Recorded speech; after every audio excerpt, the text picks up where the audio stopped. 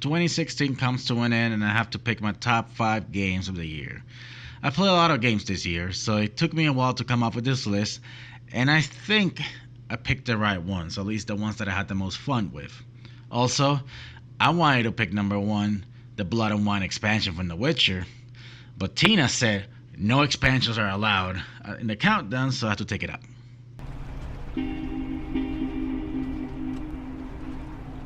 Alex? Hey, still with us? You haven't said anything for like 10 minutes. Miss Jonas, the stepbrother. Yeah, what's your name again? That is Clarissa. How but are she's you her stepbrother? Like, what does that even mean? At number 5, I have Oxenfree, a game that came out in the beginning of the year and was either forgotten or ignored by a lot of people. It's an adventure game with a supernatural theme.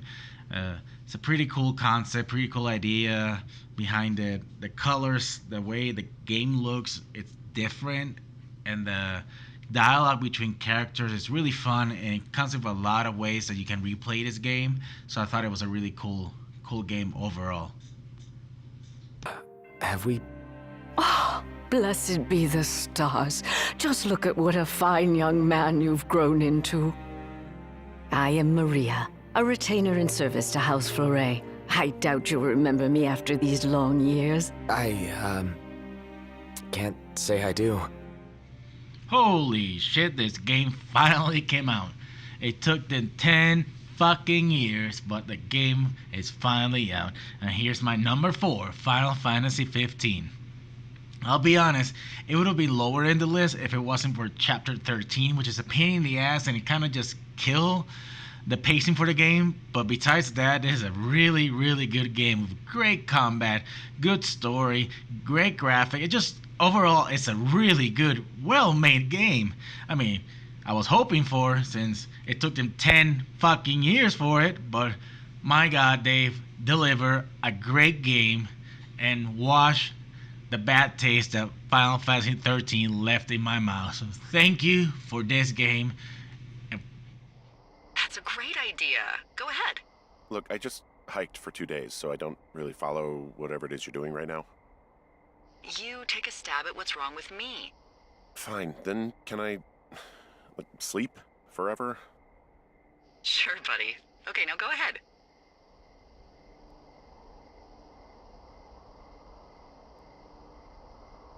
Okay, you're probably just rebelling against a mom who wishes you had given her grandkids, by the sound of your voice, at least 15 years ago. You come out here and it really grinds her gears and you love it. Can I sleep now?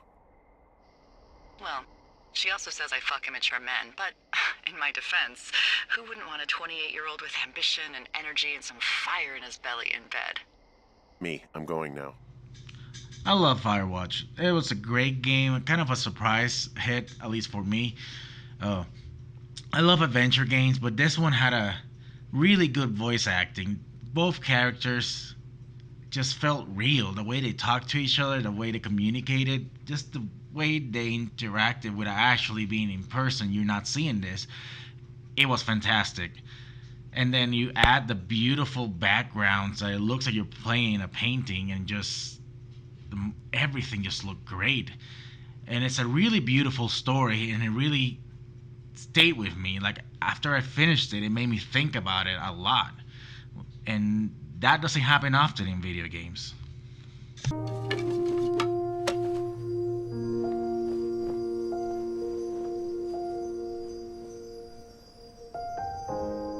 My hands were shaking and my arms could barely grip the rope, but with the last of my strength, I climbed out of the well and headed back to the castle.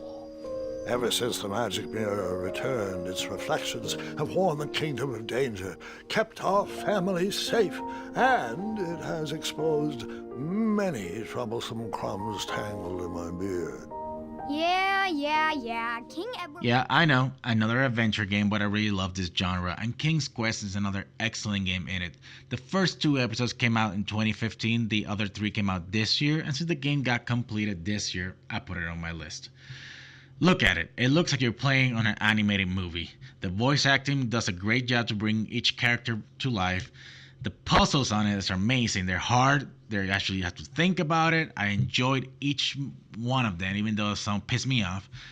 And the most important thing for me, if usually episodic games are kind of short, this one is actually pretty lengthy. Like each episode has so much content that you can spend probably 30 hours on this game from beginning to end, and that's insane.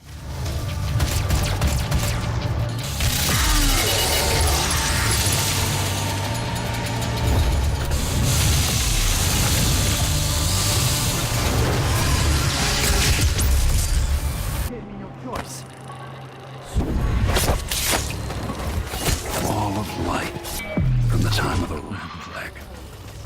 Rejoice with the crowning of our new Empress Delilah Baldwin the First. The imminent arrival of His Grace Luca Abel, Duke. Capture objective A. You feel better. F it up! Don't worry, my friends. I am your shield. I know I'm gonna get a lot of hate for picking Overwatch as my number one game this year, but I have to think which game I had the most fun with. It was Overwatch. It's a really well-made game. It's balanced with a lot of characters that anyone can pick this game and play and have fun with. It doesn't matter if you're like played only first-person shooters all your life or this is your first one, you will enjoy this game. A lot of people give it hate because of how it looks and the cartoony characters, but that's part of the charm, to be honest. It's a really fun, team-based game, and I've had so much fun with, and I can't wait to keep playing it next year with the new stuff they keep bringing out. And if you hate this game without playing it, give it a chance. It's really fun.